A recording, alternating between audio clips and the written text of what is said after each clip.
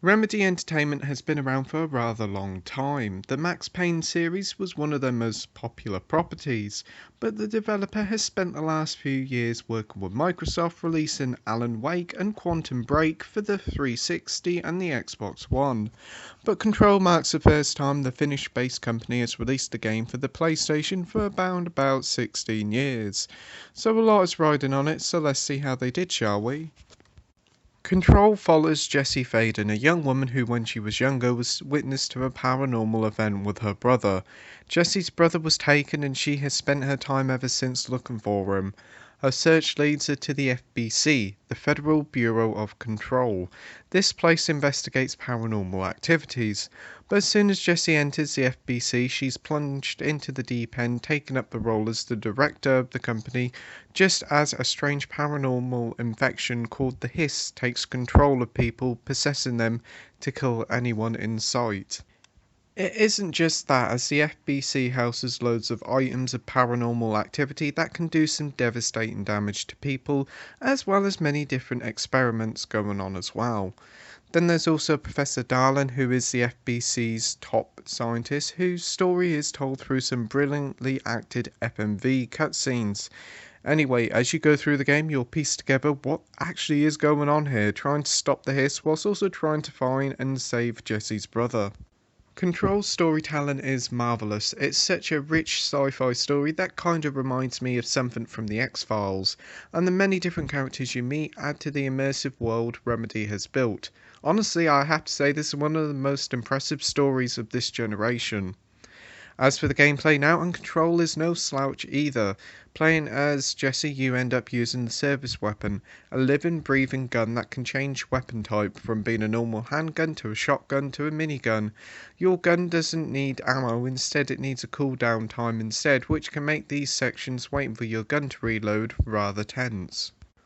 But it isn't just your service weapon Jessie can use. As for being a master sharpshooter, Jessie has many different telekinesis abilities that allows her to feel a bit like a Jedi, as she can pick up items from afar and then throw them at enemies, to taking over enemies' minds to fight by your side. You can even pick up debris and use it as a shield.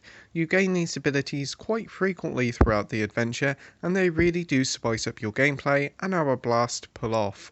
These moves and the gunplay really does make the combat absolute top notch. Each firefight you'll get into is incredibly exhilarating and the enemies you fight are well designed too.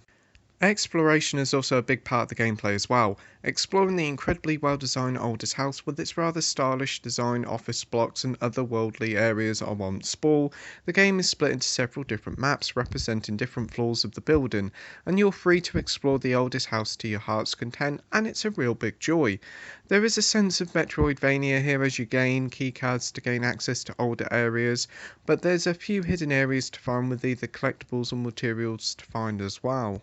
On to the game's length now, and the game consists of 10 mainline story chapters that will probably take you around 12 to 15 hours to complete if you just want to focus on the story. But there's a hefty selection of collectibles and mods to find, as well as a pretty decent selection of side missions, which see you exploring parts of the oldest house you probably never thought of looking around. Plus they also add a bit more insight to the world and story, so they're a must to play. If you want to complete the story and all the side missions as well as getting a fair amount of the collectibles, then you're talking a good 25 to 30 hours, which is pretty impressive. Presentation time now, and Control is certainly a looker, from the brilliantly designed Aldous house to the glorious cutscenes. As you go through the game's many different floors, the visuals look great with the sort of style of the old 60s, 70s sci-fi films to many of the environments.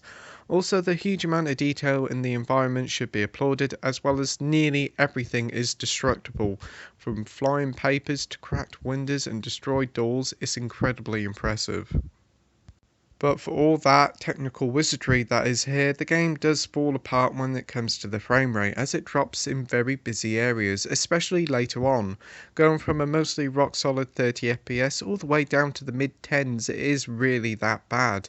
And whilst later patches have improved it, there's still issues here, and also there's an issue when you pause the game and then return to the game.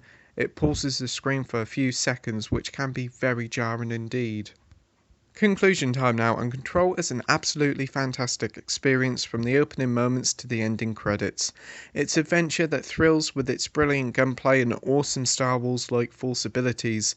The oldest house is a captivating area full of secrets and things to explore, but easily its greatest strength is its game's intriguing plot, characters, and brilliant world building. Finding out what actually happened behind the walls of the FBC is a fantastic bit of sci-fi.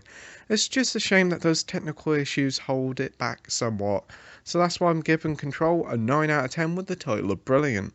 Thank you for watching my review, like, rate and subscribe, and until next time, happy gaming, bye!